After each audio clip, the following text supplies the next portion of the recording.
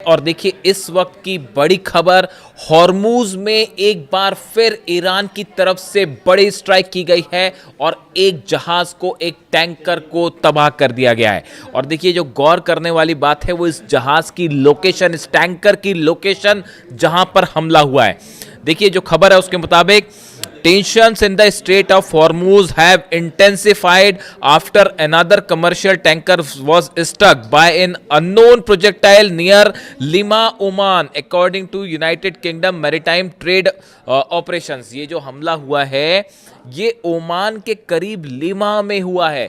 यानी आप समझिए इस बात को कि ओमान के पास से वो नया रूट, जिस नए रूट से अमेरिका जहाज़ों को निकालना चाहता है, ईरान को बाईपास करते हुए, और ईरान लगातार कह रहा है कि अगर इस रूट से आप जहाज़ निकालेंगे तो हम निशाना बनाएंगे।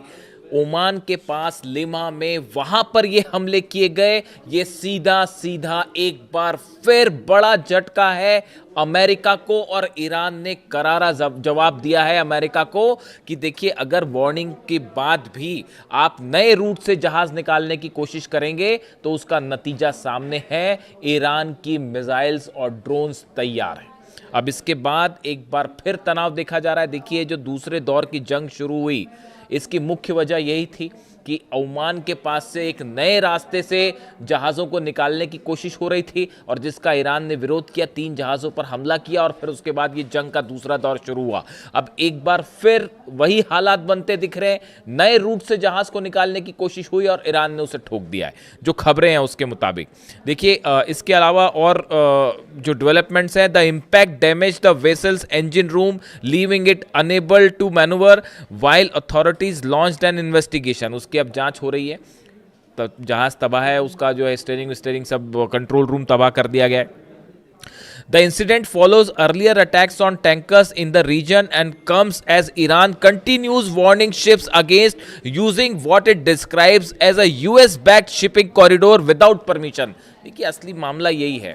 ईरान का कहना है ये जो नया रूट बनाया गया है ये गलत तरीके से जो MOU साइन हुआ था उसके खिलाफ बनाया गया। अब हालात ये हैं कि अमेरिका के जहाज खड़े हुए हैं घेर कर अरब सागर में, लेकिन रेंज दूर रखे हुए हैं वो, क्योंकि अबू महदी मिसाइल की रेंज 1000 किलोमीटर है। तो अमेरिका ने जो अपने जहाज लगा रखे हैं वो ईरान के तट से करीब 1000 किलोमीटर की दूरी पर लगा रखे। खास तौर पर अबू मूसा आइलैंड है, केशम आइलैंड है, ये जो किश आइलैंड है, यहां से 1000 किलोमीटर की दूरी पर रखे हुए। उसके आगे नहीं जाते हैं क्योंकि पता है कि अबू महदी तबाह कर देगी।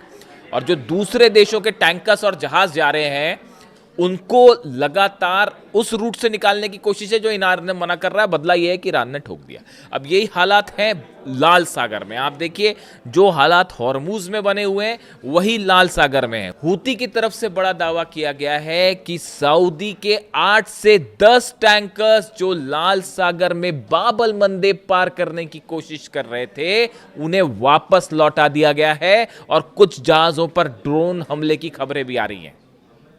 यानी जो हाल हॉर्मूज का है वही अब लाल सागर का है, और एक तरफ हूती ने जो है वो घेर रखा है सऊदी को, और यहां अमेरिका को घेर रखा है ईरान ने।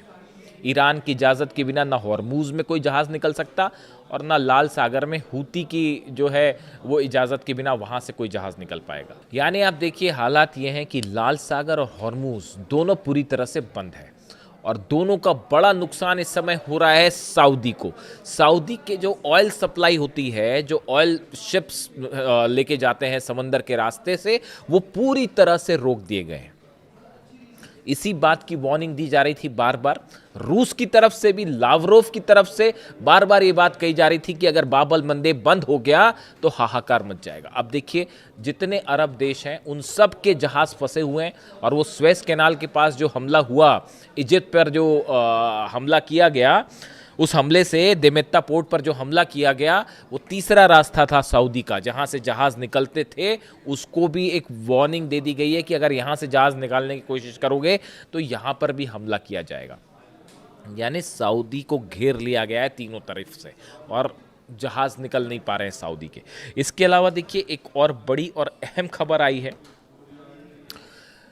डोनाल्ड ट्रंप ने कई देशों से अपने सोल्जर्स को वापस बुलाना शुरू कर दिया है, खास तौर पर इराक से और कुवैत से।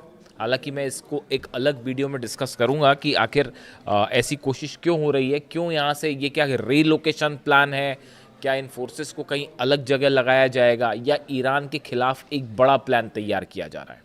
जिस तरह से ईरान ने दावे किए F-35 जेट्स, 3 F-35 जेट्स जलाने के दावे और 3 F-35 जेट ऐसे हैं जिनको डैमेज किया गया, इस तरह के दावे किए गए ईरान की तरफ से, जिसके बाद जो है F-35 पता नहीं अचानक क्यों जो है खबरों में है और बुरी वजह से ही खबरों में है। यानी आप देखिए 6 F-35 तबाह करने के जो दावे ईरान के हैं, इसने सनसनी फैला दी पूरी अमेरिका में। हालांकि अमेरिका की तरफ से कुछ नहीं कहा जा रहा, लेकिन ये कहा गया कि जॉर्डन में बेसिस पर खड़े थे, वहाँ पर हमले हुए हैं, कुवैत में हमले हुए और उसमें इनको नुकसान हुआ है। अब इसी बीच जो है अभी ये चली रही थी कहानी पूरी ईरान के दावे, इस बीच जो है वो एक नई खबर आ गई जिससे फिर से जो है F-35 चर्चा में है। अमेरिका का F-35B स्टेल्थ फाइटर कैलिफोर्निया के marine corps air station Miramar में लैंडिंग के दौरान दुर्घटनाग्रस्त हो गया, जिसकी तस्वीरें सोशल मीडिया में वायरल हो रही हैं। पायलट को उसमें से निकाल दिया गया, वो इजेक्ट कर गया। लेकिन जिस तरह से ये F-35 स्टील्थ जेट क्रैश हुआ है अमेरिका में, इस पर ईरान ने हमला नहीं किया, इसमें कोई शाहिद ड्रोन नहीं मारा गया, इसमें जो है किसी तरह की कोई मिसाइल नहीं लगाई गई और कोई इस तरह से कुछ नहीं हमला हुआ, ये अपने आप क्रैश कर गया। लेकिन F-35 स्टील्थ जेट, वो भी नेवी का जो सबसे आधुनिक जहाज़ों में से एक माना जाता है, उसका क्रैश हो जाना वो पूरे अमेरिका में और दुनिया में जो है वो सुर्खियां बन गया है। और उसकी तस्वीरें भी सामने आ गई कि किस तरह से वो 2 टुकड़ों में टूट के अलग हो गया। यानी ऐसा लगता है मानो कि F-35 पर जो है वो कुदरत का कहर बरस रहा है, या पता नहीं अब क्या कहें आप, कुदरत का अजाब है क्या है पता नहीं। और वो जो है सब तरफ F-35, कहीं गिरने के दावे हो रहे हैं, कहीं जलने के दावे हो रहे हैं, खासा नुकसान है इससे अमेरिका को। इसके अलावा देखिए जो एक और लेटेस्ट खबर है, वो खबर ये है कि इजराइल की तरफ से एक बार फिर स्ट्राइक की गई है फिलिस्तीन के कुछ इलाकों में। एक तरफ तो आप देखिए खबरें ये चल रही हैं लगातार कि डील होने वाली है, किसी तरह का समझौता हो जाएगा, आर्म्स रखने की बात चल रही है, लेकिन इसी बीच जो है वो इजराइल की तरफ से ये खबरें आ जा रही हैं कि गज़ा पर हमला लगातार जारी है। यानी इन हालात में, इसीलिए मैंने अपने पिछले वीडियो में ये बात कही थी कि इजराइल और हमास के बीच में किसी भी डील की खबर को लेकर ये दावे करना कि अब ये डील हो जाएगी और हमास हथियार रख देगा, ये बहुत ही प्रीमेच्योर होगा। और इस बारे में जब तक कुछ नहीं कहा जा सकता, जब तक ये मामला आगे ना बढ़े। ईरान की तरफ से गज़ा को लेकर और हमास को लेकर क्या सलाह दी गई हो, मैंने पिछले वीडियो में जिक्र कर दिया। अब आप एक प्लान समझिए हो क्या रहा है। हो ये रहा है कि डोनाल्ड ट्रंप और नेतन्याहू के मुलाकात के बाद ऐसा लगता है कि ईरान के जो सहयोगी हैं, चाहे वो हुती हो, चाहे वो हिजबुल्लाह हो, चाहे हमास हो, इन तीनों को न्यूट्रलाइज करने की कोशिश हो रही है।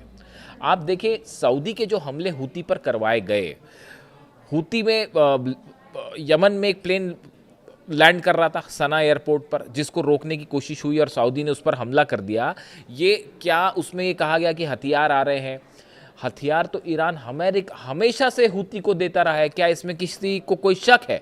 कोई शक नहीं है। जो हुती के पास बैलिस्टिक मिसाइल्स हैं वो सब ईरान की दी गई हैं, इसमें कोई शक नहीं है किसी को। तो इस बार सऊदी की तरफ से हमला क्यों किया गया? क्या ये अमेरिका की तरफ से ये प्लान तैयार किया गया था कि हुती के खिलाफ सऊदी की जंग करवाई जाए और हुती को ख़त्म किया जाए? वो उल्टा गया। हुती ने जो पलटवार किया, मारना शुरू किया, और ईरान ने जो बैकिंग शुरू की, उसके बाद अब लाल सागर भी बंद है और बाबल मंदेब भी बंद है और फंस सऊदी गया। लेकिन क्या प्लान ये था कि सऊदी हुती पर हमला करेगा? उसके बाद आप देखिए नेतन्याहू और ट्रंप की मुलाकात के बाद लेबनान में एक बार फिर से इजराइल ने हमले शुरू तेज कर दिए हैं, और खासकर हिजबुल्लाह के ठिकानों पर।